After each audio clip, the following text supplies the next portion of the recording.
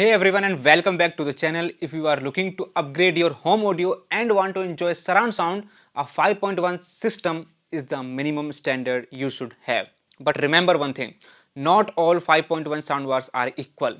Many people buy a 5.1 soundbar thinking they will get a true surround sound experience, but in reality, it often turns out to be fake 5.1. Sadly, most people are not even aware of this and mistake that simulated surround sound for the real deal. Today we are diving deep into the difference between real 5.1 soundbars and fake 5.1 soundbars so you don't get fooled by the brands. First, let's quickly define what 5.1 should be. It stands for 5 independent audio channels and 1 subwoofer channel. Center channel dedicated to dialogue, front left and front right for front stage effects and sounds, rear left and rear right for ambient sounds, special effects and sounds coming from behind you.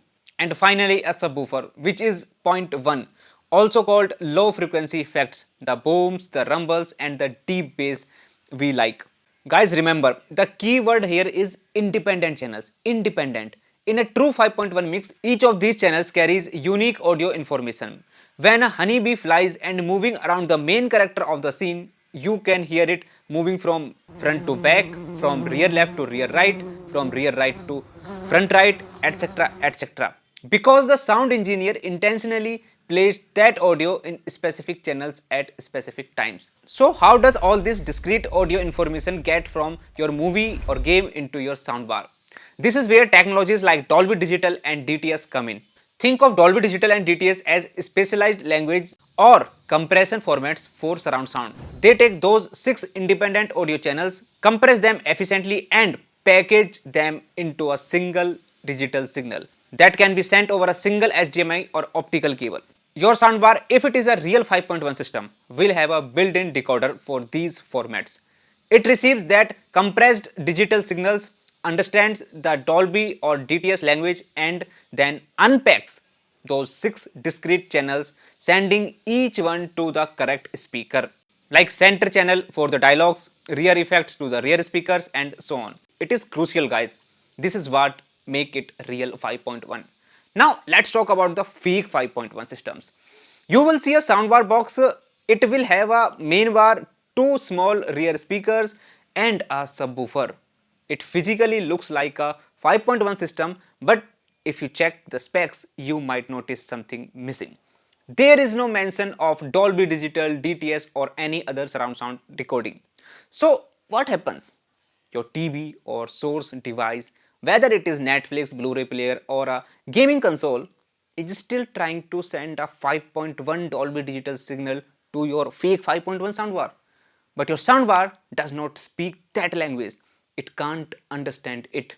Now what typically happens is your TV or source device will downmix that 5.1 signal into a standard 2.0 or 2.1 stereo signal, just left and right channels, before sending it to your soundbars. Why? Because that's the only language the soundbar understands. Yes, your fake 5.1 soundbar then receives this simple stereo signal. It is programmed to take that stereo sound and try to simulate surround sound.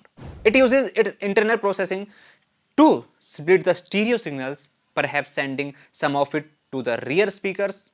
It creates an echo or just duplicate the front channel to the back. This is the crucial difference.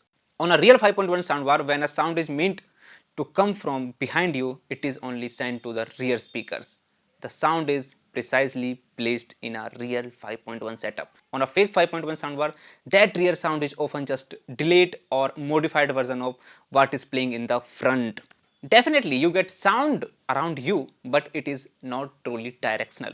It feels like you are in a big echo chamber, not an immersive soundscape. Guys, dialogue clarity is another big issue. In real 5.1, dialogue is logged to the center channel, but in fake 5.1, it is often spread across front, left and right, making it harder to distinguish and sometimes muddy. So how do you make sure you are getting the real deal? Here is your checklist. First, look for Dolby Digital or DTS support. This is the absolute non-negotiable. If it does not mention support for these formats, Be extremely careful and totally avoid that soundbar, guys. Second, you can also read reviews. Look for reviews that specifically mention true surround sound, clear channel separation, and immersive experience. Third, check for independent rear speakers, because while some 2.1 or 3.1 soundbars try to simulate surround sound, just the main bar, which have 2 or 3 channels or speakers, for true 5.1 you generally want physical rear speakers. But remember, guys, even with physical rear speakers, if it lacks that decoder which is able to decode that surround format, it is still fake. Now, I didn't want to say fake 5.1 soundbars are completely useless. They still offer an upgrade over your TV's built-in speakers. If your primary goal is to simply have a louder, fuller sound coming from different directions, and you are not concerned with pinpoint accuracy or true cinematic immersion, then these systems can still be an option, especially if they are significantly cheaper. They give you a wider soundstage, and some ambient noise from the rear speakers can still be more engaging just than stereo. But be clear about what you are buying. You are buying a multi-speaker stereo system, not a true surround sound experience. Ultimately, if you want that truly immersive cinematic 5.1 experience where sounds come from exactly where they should, then investing in a soundbar that supports Dolby Digital or DTS decoding is absolutely essential. Don't just count the speakers, check the specifications.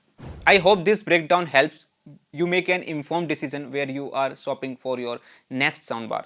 If you found this video helpful, please give it thumbs up and subscribe for more tech explanations, and let me know in the comments, do you have a real 5.1 system or did you accidentally fall for a fake one? I would love to hear your experience. Thanks for watching, and I will see you in the next video.